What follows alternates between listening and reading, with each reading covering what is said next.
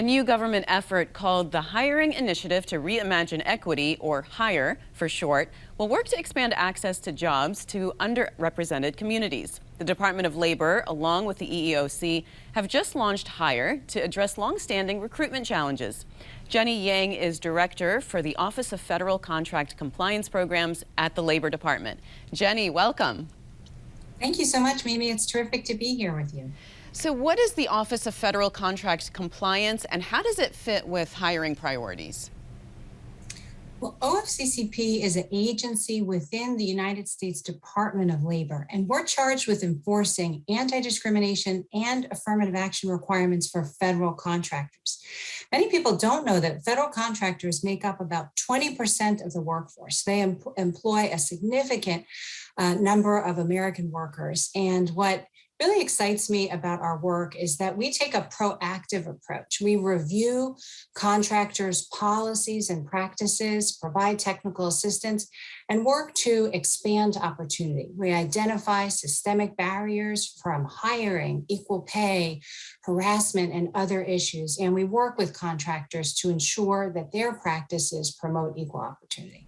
So explain the goals of the HIRE program and your role in its launch. Well, I'm so glad you asked about this initiative. We are very excited about a new joint effort that OFCCP has launched with the United States Equal Employment Opportunity Commission. At this moment where our country is making major investments in our infrastructure and we're rebuilding from the pandemic, we don't just want to rebuild the economy we had before. We have a once-in-a-generation opportunity to rebuild better in a way that ensures all of us can be a part of our recovery. And I will be co-chairing this effort with EEOC Chair Charlotte Burrows, and we are working with employers, workers, and researchers across the country to identify some of the most promising work and innovative ideas to ensure that good jobs, free from discrimination and with opportunities for advancement, are accessible to everyone. And we believe that this is a historic moment that calls for us to come together to advance this common goal. Many employers have reached out to our agencies asking for actionable strategies to ensure their diversity, equity, inclusion, access, which I'll call DEIA, are meaningfully progressing while also complying with equal opportunity laws. So we're obviously still in a pandemic, but I wonder what you're seeing as some of the obstacles for those trying to get back into the workforce after this pandemic. Well, it's a very interesting time and in many ways unprecedented because CEOs have identified the competition for talent and retention as their top priority. But at the same time, in many communities around the country, people are still struggling to be hired. And what we are working to do is identify the ways in which hiring practices, recruitment strategies may actually be serving as a barrier to accessing the full talent available in America's workforce. We call this initiative Reimagining Equity because sometimes even long-standing or common practices may actually serve as a barrier to opportunity. Once you look at the data and understand what's happening, you can understand that sometimes requirements are not actually required by the job, right? There may be criteria such as a college degree requirement that has primarily served as a way to screen out a large pool of workers, but may not actually be required. And many employers are looking at skills-based hiring and other methods as a way to recruit broader talent. Can you give me a little bit more information on that and a little bit more detail about the idea of the systemic barriers? What kind of barriers are we talking about? Sure. Well, thanks for that question. You know, often their employers will set up criteria that may be somewhat like a habit, right? Or something that people think may be a good thing to screen for, but when you actually look at the evidence, it's not truly a skill or ability necessary to perform the job. So for example, a recent study found that about 50% of major employers were screening out people if they had a gap in their resume of 6 months or more. So some people, particularly during the pandemic, may have taken some time out of the workforce. This can disproportionately impact women with caregiving responsibilities, older workers who may have temporarily retired, but it doesn't mean they're less qualified. So, and also a number of ways that we traditionally hired, for example, using our social networks or word of mouth to publicize positions. And if people's social networks don't reach the full talent pool and diversity, then you're sort of perpetuating a closed circle from which you're hiring from. Or subjective interview questions or reviews of resumes and evaluations for concepts like fit or soft skills, which are not well defined in an employer's process, right? And you can provide guidance to identify the types of actual skills and abilities correlated with the job. So that's what we're hoping to draw attention to, provide employers with strategies to identify those barriers as well as solutions. You mentioned that this is a joint effort with the EEOC. Tell me how you're working together. And I understand that you used to serve as the chair of the EEOC.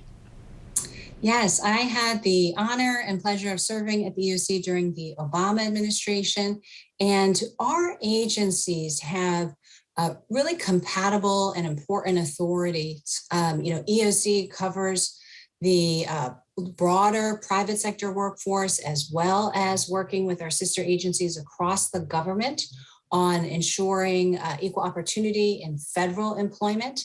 And our agency focuses on the federal contractor workforce. And it's important that we're aligned. Our protections overlap in many respects with the protections enforced by the EEOC. So we saw a very important opportunity to bring our knowledge and resources together to work across, our stakeholder community to identify actionable solutions. So when are you expecting to see results? I mean, how do you really measure success of this program? Well, this is an area that we have been longstanding work for our agencies as we've worked to identify what are some of those systemic barriers to recruitment and hiring. We were happy to see nearly 1,500 people join our launch event recently, and we want to engage all those working in these efforts. We encourage people to visit our landing page at Department of Labor as well as EEOC. We have a listserv through GovDelivery that people can sign up for to learn more. We also have email addresses on our website where people can send us ideas and highlight work they're doing. So part of our measure is engagement with all of our stakeholders, and part of it is really the solutions that we'll be able to identify and then promote as actionable strategies. And I do want to say that this work is part of broader efforts across the federal government to promote good jobs. We're focused on how we can get workers into family-sustaining long-term jobs. The Secretary of Labor, Marty Walsh, just launched a Good Jobs initiative where we are working across the federal government and providing our knowledge and assistance to workers, employers, and others across the country on how to create good jobs as our nation recovers. And Jenny, the administration's been in office for a year now. What have you accomplished at Labor with respect to diversity and hiring so far? And what are your biggest goals in the short term? Well, it is an important moment for us to reflect. I started on day one of this administration, and we have been working to rebuild our agency. Hiring and rebuilding our capacity is a top priority that we have across the agency. We are continuing to strengthen our compliance evaluation process. As I mentioned before, that is the core of what we do. We also are interested in hearing from workers, and that's an area that we want to strengthen, is our connections with the worker community as well as organizations who may know of a systemic employment problem and can come forward and file a third-party complaint that can help us identify where there are problems, where we need to focus, and that can help protect workers who might be afraid to come forward. So that's an area where we're focusing on as well. Our ultimate goal is to create greater accountability as well as consistent enforcement to help promote that. So employers are engaged very actively in meeting their requirements. So this is, important for us moving forward. Equal pay has been a long-standing priority of mine and for this administration. And we have a unique ability through our routine compliance evaluations to collect data from employers, analyze that data to identify statistically significant patterns, and to help employers understand what might be causing that so that they can address and fix that for long-term equal opportunity. So advancing equal pay will be an important priority for OFCCP in the years ahead. And we're also launching a revitalized construction enforcement initiative.